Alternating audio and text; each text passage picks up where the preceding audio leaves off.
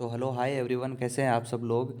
तो स्वागत है आपका अपने चैनल करियर मेकर के अंदर। और आज हम डिस्कस करने जा रहे हैं जो आपके एलडीसी के भी एग्ज़ाम चल रहे हैं राजस्थान के अंदर हाई कोर्ट के। तो उसकी कट ऑफ के बारे में कि उसकी जो एक्सपेक्टेड कट ऑफ है वो क्या हो सकती है। अभी तो आपके एक ही शिफ्ट का एग्ज़ाम हुआ है, अभी एक शिफ्ट का एग्ज़ाम बाकी और है। तो वो होने के बाद में हम बाकी की जो सारी चीज़ें हैं उन पे काम करेंगे। लेकिन जो मोस्टली अगर हम बता सकते हैं, जो एक पेपर आपके हुआ है उसके बेसिस पे हम नॉर्मली ये आंकलन लगा सकते हैं, क्योंकि पेपर उतना हार्ड आपके था नहीं। ठीक है, पेपर आपके नॉर्मल बेसिस का था जिसको आप मतलब हैंडल कर सकते हैं। और जो पिछली सालों में जो एग्ज़ाम हुए हैं या जो पिछली बार वाला एग्ज़ाम है उससे मतलब थोड़ा सा नॉर्मल पेपर था।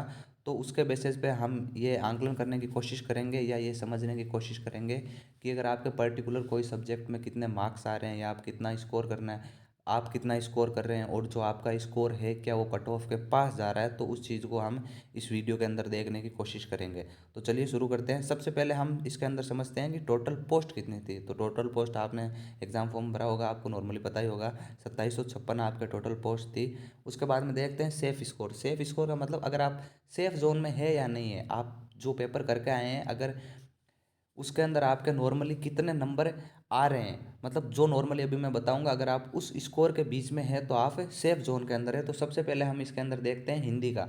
तो हिंदी के आपके अगर 30 to 35 मतलब 30 से अगर 35 नंबर के बीच में आ रहे हैं तो ये मैं मानता हूँ कि एक अच्छा स्कोर है। अगर आप 30 से और 35 के बीच में स्कोर कर रहे हैं तो आप सेफ जोन के अंदर खड़े हैं और आपका पेपर हम एक अच्छे लेवल का मान सकते हैं या आपका पेपर एक अच्छे लेवल का हुआ है। उसके बाद में हम आगे का देखते हैं इंग्लिश का।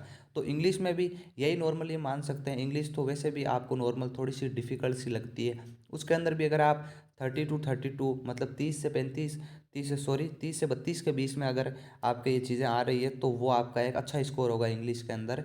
उसके बाद में आगे का देखते हैं जीके और करंट अफेयर। तो जीके और करंट अफेयर के अंदर मतलब नॉर्मल पेपर था। करंट अफेयर अगर आपने थोड़ा सा भी अगर ध्यान दिया है या अगर आप नॉर्मली भी अगर पढ़ते हैं करंट अफेयर की, अगर आपने छोटी मोटी भी क्लासें ली है तो उतना कोई हार्ड था नहीं, मेरे को उतना कुछ लगा नहीं, लेकिन नॉर्मल पेपर था, आप उसको हैंडल कर सकते थे।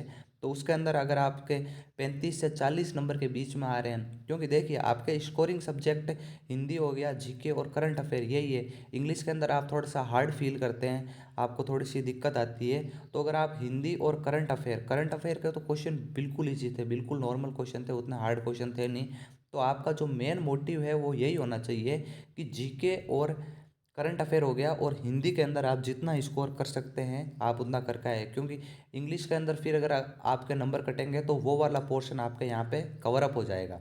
तो आप अपने अगर जिनका अभी एक एग्ज़ाम और बाकी है या अभी जिनका एग्ज़ाम होना बाकी है तो मैं उनको यही सजेस्ट करना चाहूँगा कि ज़्यादा लोड लेने की ज़रूरत है नहीं। नॉर्मली आप पेपर को इजी तरीके से करके आ सकते हैं और जो सबसे पहले आपको आ रहे हैं उन पे फोकस कीजिए। एक क्वेश्चन पे आप ज़्यादा देर तक रुकिए मत।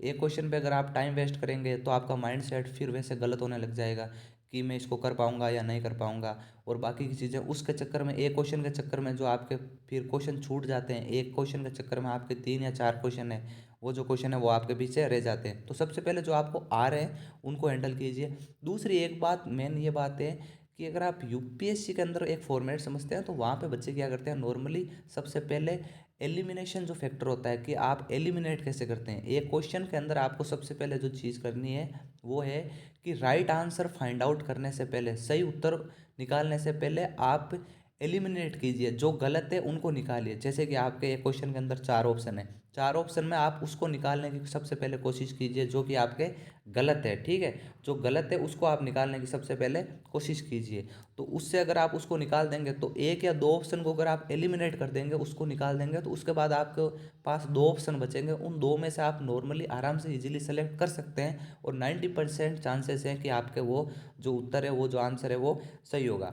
तो आगे देखते हैं। अगर आपके 30, 30 और 35 अगर आप इस वाले जोन में आ रहे हैं तो आप 190 स्कोर कर सकते हैं। ठीक है, आपके 90 क्वेश्चन सही हो रहे हैं और आप 190 स्कोर कर सकते हैं, तो ये आपके लिए एक सेफ स्कोर होगा। अगर और आगे अगर आपके 35 आ रहे हैं या 32 आ रहे हैं या 40 आ रहे हैं तो ये मैं मानता हूँ कि आप सिलेक्शन की ओर है और ये आपका एक बेस्ट स्कोर होगा। ठीक है, तो पिछली बार जो जो आपके कट ऑफ गई थी उससे नॉर्मली आप 15-20 नंबर ऊपर ही मान लीजिए आराम से। 210 या 215 यहाँ पे आप इसके समथिंग मान लीजिए, क्योंकि पेपर जो भी हुआ है वो उतना हार्ड हुआ नहीं है। और बाकी जिनका भी पेपर बाकी है उनको बेस्ट ऑफ लक, आप पेपर अच्छे से करके आएँ। और बाकी की जो सारी चीज़ें हैं वो हम आगे की क्लासेस के अंदर देखेंगे। नॉर्मली जो भी आपके डाउट सेशन होंगे या जो भी सारी चीज़ें हैं वो धीरे धीरे हम क्लियर करते चलेंगे। तो उतने लोड लेने की ज़्यादा ज़रूरत है नहीं, आराम से पेपर को क्लियर कीजिए। और अगर आपके 210 या 215 आ रहे हैं तो आप क्वालिफाई के बहुत ज़्यादा पास में हैं। और बाकी कोई चीज़ की टेंशन करने की ज़रूरत है नहीं, आराम से पेपर करिए। और जिनका अभी पेपर बाकी है, जिनका हो गया है, वो अपनी आगे की तैयारी कंटिन्यू रखें। क्योंकि देखिए मेहनत और कंटिन्यूटी आपको रखनी पड़ेगी। सक्सेस आपको कब मिलेगा? जब डिसिप्लिन होगा तभी तो आपको सक्सेस मिलेगा। सक्सेस का तो ये रूल है, ये फॉर्मूला है। अगर आप डिसिप्लिन है, कुछ कुछ बच्चे ऐसे होते हैं जो ये सोचते हैं कि अभी तो मेरे एग्ज़ाम आ नहीं रहे हैं या अभी तो भर्ती है नहीं, अभी तो 6-7 महीने दूर है तो अभी बैठा रहता हूँ। नहीं, वो नहीं करनी है। धीरे धीरे डिसिप्लिन से अगर आप चलेंगे तो सारी चीज़ें आप कवर अप कर लेंगे। तो मैं यही कहना चाहता हूँ कि जिनका अभी एग्ज़ाम बाकी है वो आराम से तैयारी करें, लोड लेने की कोई ज़रूरत है नहीं। आराम से आपने एग्ज़ाम की प्रिपरेशन करके आएँ, अच्छे से एग्ज़ाम करके आएँ। और बाकी की और भी जो चीज़ें हैं जो आपको समझ में नहीं आती हैं वो मैं अपनी ओर से पूरी कोशिश करूँगा आपको सारी चीज़ें समझाने की और सारी चीज़ें कवर अप कराने की। तो थैंक यू चैनल से जुड़ने के लिए और वीडियो पे आने के लिए। और आपका सपोर्ट और प्यार ऐसे ही बना रहे, मैं ये आशा करता हूँ। धन्यवाद। जय हिंद।